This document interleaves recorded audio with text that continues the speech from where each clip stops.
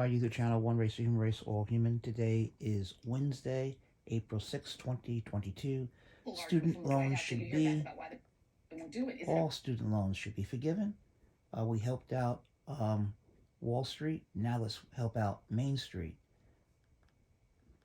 Mansion cinema thing, they'll get punished by making for something else. I'm not going to try to take the other side of this argument because I really just don't believe. Full argument from the White House that you hear back about why they won't do it. Is it a mansion cinema thing? They'll get punished by making for something else. I'm not going to try to take the other side of this argument because I really just don't believe it. The bottom line is it's a way to help close the racial wealth gap. It's a way to help close the gender gap. Mm-hmm. Women now carry 2/3 of all student loan debt. And by the way, Black women are the single biggest, they are carrying the biggest debt load of any group. Yeah. So keep that one in mind. It's an equality opportunity. But here's the thing, even if you don't have student loan debt, even if you don't know anyone who has student loan debt, which means there are like 4 of you out there, mm-hmm. but no matter what, you still would be helped if we cancel student loan debt. And the reason is because this is about investing in our economy overall. In the same ways that we invest in roads and bridges, we invest in public education, because ultimately it helps us all. This student loan debt burden is keeping young people from moving out of mom and dad's house. Yeah. It's keeping them from buying like homes. A mortgage payment. It's keeping them from starting businesses. Yep. This is data out of the Treasury Department, Consumer Financial mm-hmm. Protection Bureau. We help get rid of that debt burden.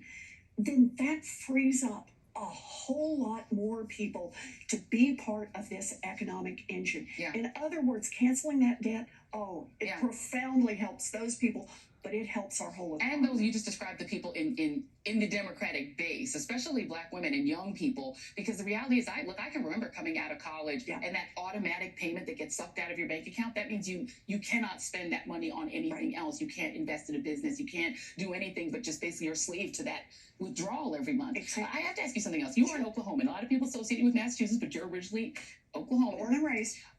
This law that's passed there, we just talked about it in a previous segment, that essentially bans abortion. Number one, I want you to comment on it. And number two, are you worried that if the Planned Parenthood side of things and the normal, those of us, the majority, if it's appealed and it winds up in the United States Supreme Court, that could be the vehicle for ending Roe v. Wade altogether?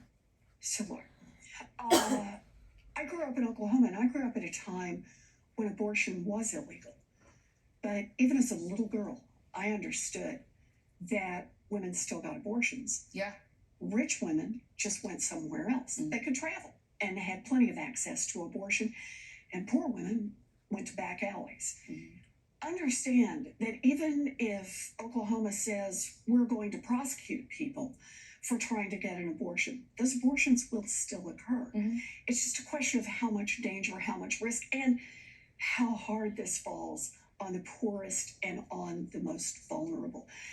I see what's happening in Oklahoma as just one more piece of evidence that an extremist Supreme Court is no longer just laying down the rules. Mm-hmm. They are emboldening people in the state legislatures to actually break the law. Mm-hmm. Right now, today, Roe versus Wade is still the law of the land. Yes, it is. And yet, the Oklahoma State Legislature is clearly just thumbing its nose at that law because it believes that ultimately an extremist court will back them up, which is why I want to pick up on what you said earlier, the importance of voting. Mm. You know, keep in mind, Roe versus Wade, we don't have to wait until we take back the majority in the Supreme Court. 2/3 of all Americans want to see Roe versus Wade as the law of the land. In a democracy, that means it ought to happen. Yeah. So we could pass it in the Senate, we could pass it in the House, mm-hmm. if we could get enough votes. So help us get rid of the filibuster. We actually already have the votes to support Roe versus Wade. But you don't have 60. Get rid of the filibuster, and that's one of the things that we could do in order to do what the American people sent us here to do. Indeed. Senator Elizabeth Warren, it's always a pleasure. And it's always good to see you. Thank you very much. All right, up next, from free speech to individual freedoms, the so-called free state of Florida is exporting its own piquant sample of legislative hypocrisy, and other Republican-led states are lapping up the Kool-Aid. Stay with us.